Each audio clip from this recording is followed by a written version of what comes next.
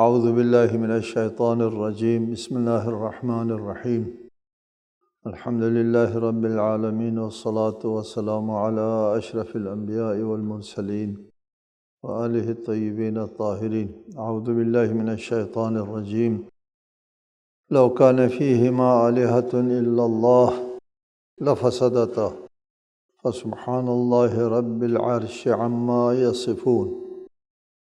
سورۃ الانبیاء آیت 22۔ اگر آسمان و زمین میں اللہ کے سوا معبود ہوتے تو دونوں کے نظام درہم برہم ہو جاتے، پس پاک ہے اللہ پروردگار عرش ان باتوں سے جو یہ بناتے ہیں۔ یہ آیے مبارکہ ایک اہم مسئلہ پیش فرما رہی ہیں، فکری ہے، عقلی ہے، فلسفی ہے۔ ارشاد ہوا لو کان فیہما آلہۃ الا اللہ، اللہ کے علاوہ اور معبود آلہہ بہت سے معبود ہوتے تو یہ نظام عالم درہم برہم ہوتا، لفسدتا، آسمان اور زمین کا نظام فاسد ہوتا، معبود ایک سے زیادہ ہونے کی صورت میں۔ آیت میں فرمایا معبود ایک سے زیادہ ہونے کی صورت میں، نتیجہ اخذ کیا کہ آسمان و زمین کا نظام درہم برہم ہوتا، معبود اور نظام باہم ربط ہے، اس کو ذہن میں رکھنا چاہیے۔ یہ نہیں فرمایا کہ اگر خالق ایک سے زیادہ ہوتے، نہیں، فرمایا معبود ایک سے زیادہ ہوتے تو نظام فاسد ہوتا۔ معبود کون ہوتا ہے؟ پہلے بھی بتایا آپ کو قرارن و مرارن۔ معبود وہ ہوتا ہے جو رب کی منزلت پر فائز ہے یا خالق۔ بتایا آپ کو عبادت کی تعریف یہ ہے کہ کسی کو خالق اور رب سمجھ کر اس کی تعظیم کی جائے، اس کو عبادت کہتے ہیں۔ اگر آپ کسی کی تعظیم کرتے ہیں نہ رب سمجھ کر نہ خالق سمجھ کر، وہ عبادت نہیں ہے۔ والدین کی تعظیم کرتے ہیں، استاد کی تعظیم کرتے ہیں، وہ عبادت نہیں ہے، اس لیے کہ ان کو آپ رب اور خالق نہیں سمجھتے۔ معبود عبادت اس کی ہوتی ہے جو خالق ہے اور رب ہے، ٹھیک؟ لہٰذا رب، معبود اور رب باہم مربوط۔ لو کان فیہما آلہۃ الا اللہ، اللہ کے علاوہ اور معبود ہوتے اور رب ہوتے اور خالق ہوتے۔ مشرکین اور خالق کے قائل نہیں، مشرکین خالق کو ایک مانتے ہیں، وہ کہتے ہیں خالق اللہ ہے، تمام کائنات کا خالق ایک ہے، ایک سے زیادہ نہیں۔ مشرکین کا بھی عقیدہ خلق میں توحید کا عقیدہ ہے۔ وہ کیا کہتے تھے؟ وہ کہتے تھے رب کئی ہے، جب رب کئی ہے تو پھر معبود کئی ہو جاتے ہیں۔ رب کون ہوتا ہے؟ رب کی تعریف سن لیں آج۔ رب مالک کو کہتے ہیں، رب مالک کو کہتے ہیں، رب پالنے والے کو نہیں کہتے۔ پالنے والے کے لیے لفظ وہ ہوتا ہے، مشتقات ہوتے ہیں، ربیتنی مشتقات ہے، تو وہ ذات ہے جس نے میری تربیت کی ہے۔ مشتقات جو ہے وہ تربیت کے معنی میں آتا ہے، کما ربیانی صغیرا، والدین نے میری تربیت کی ہے، وہ ربیا مشتقات میں سے ہیں، وہ تربیت کے معنی میں آتا ہے۔ رب تربیت کے معنی میں نہیں ہے، رب مالک کے معنی میں، مالک کو کہتے ہیں، ٹھیک ہے؟ خدا عالمین کا رب ہے، یعنی عالمین کا مالک ہے۔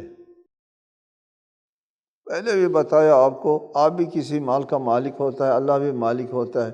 اللہ کی مالکیت جو ہے وہ ذاتی ہے، آپ کی مالکیت جو ہے عارضی ہے، اور اللہ کی طرف سے کسی کی طرف سے مالک بنانے سے مالک ہوا ہے۔ آپ بذات خود مالک نہیں، اللہ تعالیٰ بذات خود کل کائنات کا مالک ہے۔ رب کا مالک کو کہتے ہیں بیدہ ملکوت کل شیء، اس کے ہاتھ میں ہر چیز کی حکومت ہے۔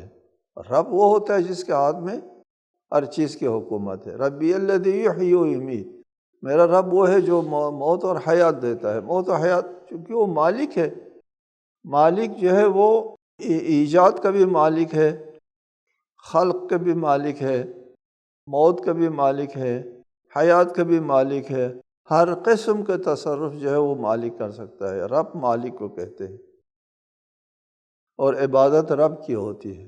کسی کو رب سمجھ کر کے تعظیم کرے اس کو عبادت کہتے ہیں۔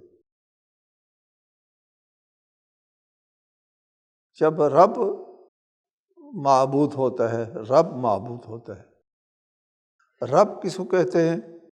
مالک کو کہتے ہیں۔ کائنات کا رب کون ہے؟ اللہ تعالیٰ ہے۔ کائنات، کل کائنات کا مالک کون ہے؟ اللہ تعالیٰ ہے۔ بیدہ ملکوت کل شیء، اللہ تعالیٰ مالک ہے، اللہ تعالیٰ کے قبضہ قدرت میں ہے۔ سمجھیں گے آپ اس بات کو؟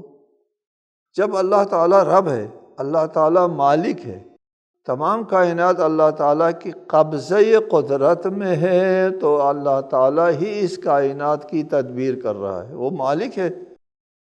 اور اگر اللہ کے علاوہ کوئی اور مالک ہے تو پھر وہ بھی چلائے گا اس کو، کائنات کو اللہ بھی چلائے گا۔ دو کائنات کو ابھی بات کرتے ہیں، دو مالک ہو، دو مدبر ہو، دو منتظم ہو، دو ارادے ہوں، دونوں کے ارادے نافذ نہیں ہو سکتا، بعد میں ہم آتے ہیں۔ یہاں پر ہم پہلے یہ بات صاف کر رہے ہیں، لو کان فیہما آلہۃ، قرآن نے کہا کہ کائنات میں، آسمان و زمین میں اگر اللہ کے علاوہ کوئی معبود ہوتے اور معبود ہوتے تو نظام درہم برہم ہوتا۔ معبود کے متعدد ہونے سے رب کا متعدد ہونا لازم آتا ہے، رب کے متعدد ہونے سے نظام کا متعدد ہونا لازم آتا ہے۔ چونکہ رب مالک ہوتا ہے، مالک کے متعدد ہونا لازم آتا ہے، مالک متعدد ہونے سے ارادے متعدد ہونا لازم آتا ہے۔ اس کا بھی ارادہ چلے، اس کا بھی ارادہ چلے، دو کا ارادہ چلے بیک وقت۔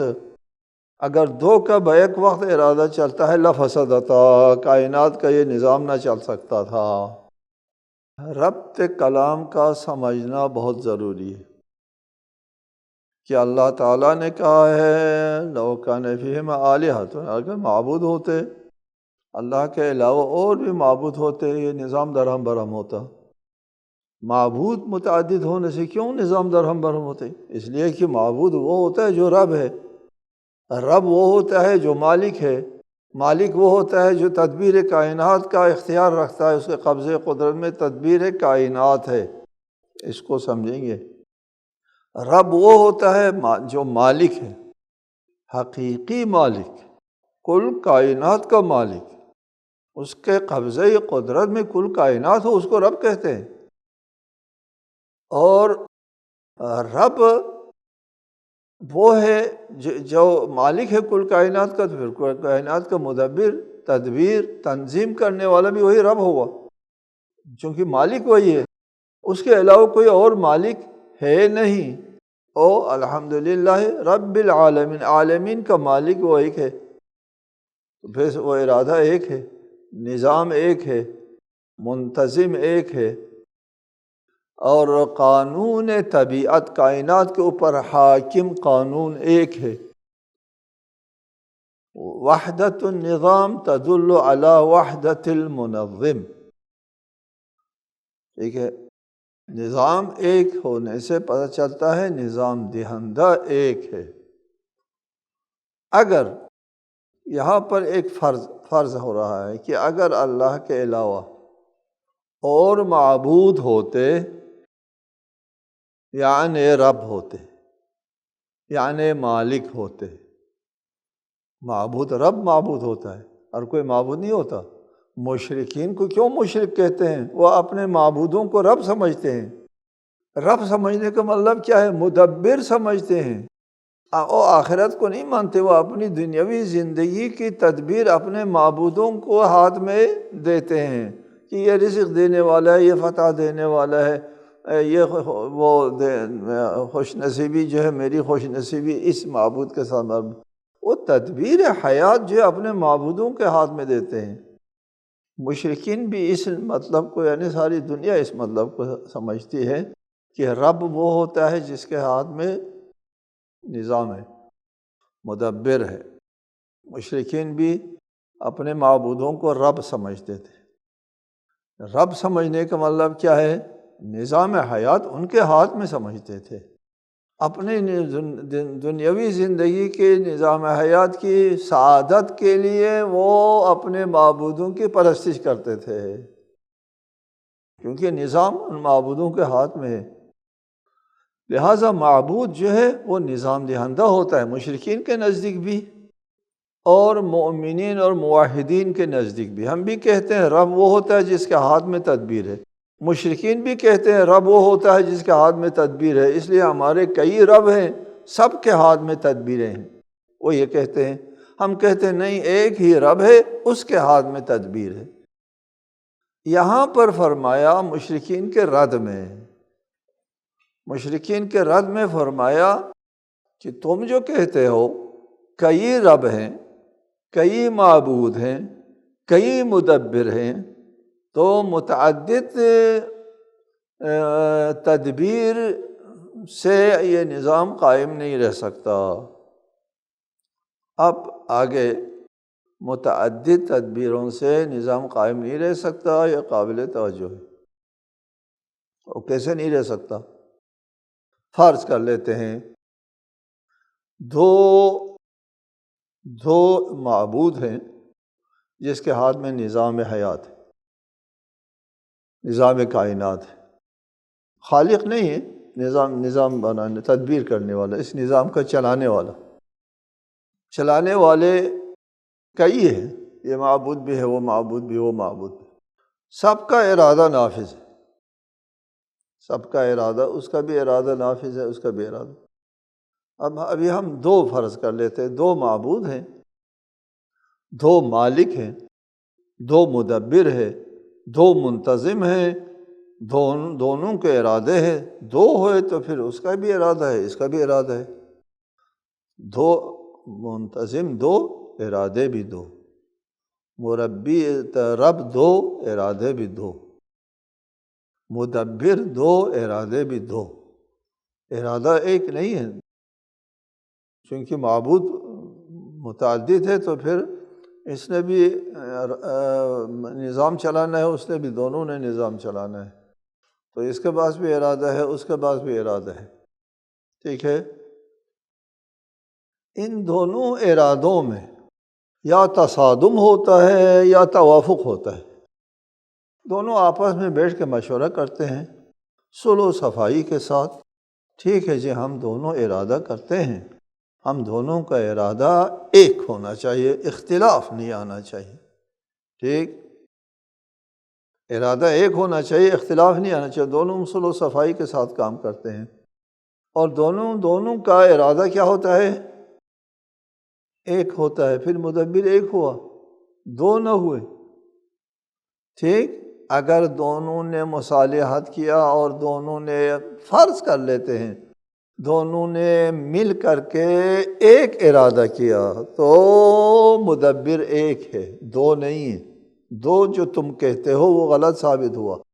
جس کو تم نے فرض کیا تھا دو، وہ دو نہیں رہا، وہ ایک ہو گیا۔ تم نے کیا کہا تھا؟ دو مدبر ہے، دونوں نے ایک ارادہ بنایا، تو پھر وہ دو نہیں رہے، ایک ہو گیا۔ جس کو تم نے دو فرض کیا تھا وہ دو نہیں رہتا، ایک ہو جاتا ہے۔ ٹھیک ہے؟ اور اگر دونوں میں اتفاق نہیں ہوتا، وہ کچھ ارادہ کرتا ہے، یہ کچھ ارادہ کرتا ہے، ٹھیک، اول تو ایک بات یہ ہے کہ ان دونوں ارادوں میں تصادم ہوتا ہے۔ تصادم ہوتا ہے اور لا فساد ہوتا، یہ کچھ ارادہ کرتا ہے، یہ کوئی اور ارادہ کرتا ہے۔ دونوں کا ارادہ جو ہے، پہلے ہم نے کہا ایک ہے تو پھر وہ دو نہیں ہوا، معبود ایک ہو گئے۔ اگر دونوں کا ارادہ مختلف ہے تو تصادم ہوتا ہے، اس کا ارادہ کچھ ہے، اس کا ارادہ کچھ ہے، تصادم کے نتیجے میں لا فساد ہوتا۔ دوسری صورت یہ ہے کہ نہیں، تصادم نہیں ہوتا، اس کا بھی ارادہ ہے، اس کا بھی ارادہ ہے۔ اب یہ نقطہ سمجھنے کا ہے اور اس کا سمجھنا کار دارت۔ دونوں کا ارادہ ہے، دونوں کا ارادہ تصادم نہیں ہوتا۔ پھر کیا ہوتا ہے تصادم نہیں ہوتا ہے؟ یار ارادے دو ہیں اور دو ارادے دو رہتے ہوئے تصادم نہیں ہوتا، ایک ہوتا ہے تو پھر وہ ارادے دو نہ ہوئے، پہلے بتایا، وہ تو ایک ہو گیا۔ دو رہتے ہوئے تصادم نہیں ہے، کیا مطلب؟ دو رہتے دو بھی ہے اور باہم تصادم بھی نہیں ہے، کیا مطلب؟ مطلب یہ ہوگا کہ ایک رب نے ارادہ کر لیا، اس کا ارادہ مراد، جس کا ارادہ کیا اس کو مراد کہتے ہیں۔ ایک رب نے ارادہ کر لیا، اس کا مراد وجود میں آتا ہے یا نہیں آتا ہے؟ آپ کہیں گے جی وہ رب ہے، وہ قادر ہے، وہ مالک ہے، وہ اس کا ارادہ اگر وجود میں نہیں آتا ہے تو پھر وہ مالک نہیں ہے، وہ رب نہیں ہے۔ رب ہونے کا مطلب یہ ہے کہ اس کا ارادہ فوری نافذ ہوتا ہے۔ اچھی بات جی، اس کا ارادہ فوری نافذ ہو گیا، آسمان اور زمین وجود میں آ گئے اس کے ارادے سے۔ دوسرا رب بھی ارادہ کرتا ہے، کیا ارادہ کرتا ہے؟ آسمان و زمین بنانے کا ارادہ کرتا ہے۔ یار آسمان و زمین تو پہلے رب کے ارادے سے بن گیا ہے، اب یہ کیا بنائے گا؟ ایک چیز دو مرتبہ وجود حاصل نہیں کر سکتی، ایک چیز دو مرتبہ وجود حاصل نہیں کر سکتی۔ کائنات نے وجود حاصل کیا ہے ایک رب کے ارادے سے، دوسرے رب کے ارادے سے کس نے وجود حاصل کرنا ہے؟ وہ عبث ہے، لغو ہے، لاشے ہے، وہ اس کا ارادہ نافذ نہیں ہوتا، اس لیے کہ کائنات وجود میں آ گئے ایک کے ارادے سے۔ یہ کائنات دو مرتبہ وجود میں نہیں آئے گا، دو مرتبہ وجود میں نہیں آتا، وہی ایک چیز دو مرتبہ وجود میں نہیں آتا۔ ایک چیز جو ہے وہ ایک وجود کو قبول کرتا ہے، دو وجود قبول نہیں کرتا، ممکن نہیں ہے، متصور نہیں ہے، یہ قابل تصور نہیں ہے کہ ایک چیز دو مرتبہ وجود حاصل کرے۔ لہٰذا ایک ارادہ نافذ ہوتا ہے کائنات میں، دو ارادے نافذ نہیں ہوتے۔ اس کو دلیل تمانع کہتے ہیں ہمارے علم کلام میں۔ دلیل تمانع ہے، ایک کا ارادہ دوسرے کی رد کرتا ہے، ایک کا ارادہ دوسرے ارادے کی نفی کرتا ہے۔ ایک نے ارادہ کر کے وجود دے دیا، دوسرے کے لیے وجود دینے کی گنجائش نہیں ہے، وہ دوسری مرتبہ وجود حاصل نہیں کر سکتی کوئی بھی چیز۔ یہ فلسفی دلیل ہے اور پیچیدہ دلیل ہے، لیکن سمجھنے کی ضرورت ہے، اس کا سمجھنا بہت ضروری ہے۔ دوسری بات جو ہم دلیل نظم کی دلیل پیش کرتے ہیں۔ کائنات کو ایک رب نے بنایا۔ حدیث بھی ہے، امام جعفر صادق سے سوال ہوا کہ اس آیت کے ذیل میں سوال ہوا تو آپ نے فرمایا کہ خدا ایک ہونے کی دلیل کیا ہے؟ کہا کہ نظم کی وحدت اور صنعت کے محکم صنعت، اللہ تعالیٰ کی صناعیت کا محکم ہونا اور نظم کا برقرار ہونا۔ اگر متعدد رب ہیں اور متعدد رب نے مختلف چیزیں بنائی، مثلا ایک رب نے آ کر کے سمندر بنایا، ٹھیک ہے، سمندر بنایا، اور دوسرے نے آ کر کے اس کے اوپر دھوپ آفتاب بنایا اور اس کے اوپر آفتاب کی وجہ سے دھوپ پڑ گئی۔ دھوپ اور سمندر میں انسجام اور ہم آہنگی نہ ہوتی، اس لیے کہ جب دھوپ بنانے والے نے دھوپ بنایا تو اس نے سمندر کی جو صورتحال ہے وہ تو نظر میں نہیں رکھا۔ کیوں؟ اس لیے کہ اس نے خود نہیں بنایا، سمندر کسی اور نے بنایا ہے۔ وہ سمندر کی صورتحال جو ہے وہ نظر میں نہیں رکھا دھوپ بنانے والے رب نے۔ جب وہ نظر میں نہیں رکھا کہ سمندر پر دھوپ پڑنے کی وجہ سے کوئی بخار نہیں اٹھے گا، اس لیے کہ اس نے یہ چیز نظر میں نہیں رکھی۔ سمندر بنانے والے نے یہ چیز نظر میں نہیں رکھی اس پر کے اوپر دھوپ پڑے گی یہاں سے بخار اٹھنا چاہیے، نہیں، وہ دھوپ پڑنے سے کیا ہوتا ہے کیا نہیں ہوتا ہے اس کو اس رب نے نظر میں نہیں رکھا، کہ اس کی تخلیق نہیں ہے، اس کے نظام نہیں ہے۔ لہٰذا دھوپ ایک مثال ہے، دھوپ اور سمندر میں کوئی ہم آہنگی، ربط، انسجام نہیں ہونا چاہیے۔ وہ کسی کا مال ہے، یہ کسی کا مال ہے۔ اس نے سمندر بناتے ہوئے دھوپ کا خیال نہیں رکھا، دھوپ بنانے والے نے سمندر کا خیال نہیں رکھا، نہیں رکھ سکتا، اور اگر رکھا ہے تو پھر تو ارادہ ایک ہو گیا، دونوں کا دو نہیں رہے۔ پہلے بتایا آپ کو، ایک دوسرے کا خیال رکھ کر کے ایک ارادہ کر دیا، دیکھو میں دھوپ بنا رہا ہوں تو ایسے سمندر بنائے وہاں سے بخار اٹھے، تو دونوں کا ارادہ ایک ہو گیا، متعدد نہیں رہا۔ جس کو آپ نے دو فرض کیا تھا وہ دو نہیں رہتا، ایک ہوتا ہے۔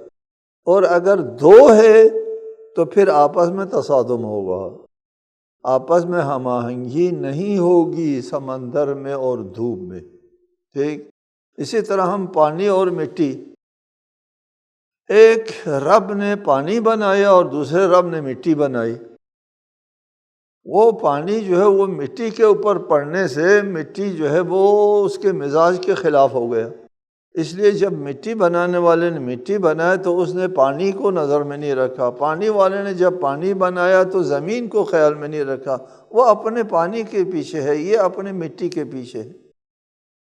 ان دونوں کے درمیان میں فَإِذَا أَنزَلْنَا عَلَيْهَا الْمَاءَ اهْتَزَّتْ وَرَبَتْ نہیں ہوگا۔ پانی پڑنے سے اس میں جنبش آتی ہے اور نمو آتا ہے، نہیں آئے گا، آپس میں ربط نہیں ہے، وہ کسی کا مال ہے، یہ کسی کا مال ہے، ان دونوں میں ربط نہیں ہے۔ مٹی میں اور خاک میں، خاک کے اندر رویدگی اور مٹی کے اندر رویدگی اور پانی کے اندر جو تراوت ہے، اور پھر اس کے اوپر جو ہے وہ دھوپ کی تمازت ہے، پانی کی تراوت، دھوپ کی ترازت اور زمین کی رویدگی آپس میں جڑ کر کے کام نہ ہوتا، اور پھر اس کے بعد جو ہے وہ ہوا، آکسیجن وغیرہ اور دیگر چیزیں جو ہے وہ سب مل کر کے ایک پودا وجود میں آتا ہے۔ دیکھیں نا، ایک پودے کے لیے کتنی چیزیں چاہیے، بہت ساری چیزیں چاہیے۔ اگر ایک چیز کے وجود میں آنے کے لیے ایک چیز چاہیے ہوتی تو آپ کہہ سکتے تھے کہ اس نے ایک چیز فراہم کی، اس سے یہ ہوا، اور دوسرے نے ایک چیز فراہم کی، اس سے وہ نہیں۔ ایک پودے کے وجود میں آنے کے لیے 3-4 چیزیں باہم مربوط ہونا ہوتا ہے۔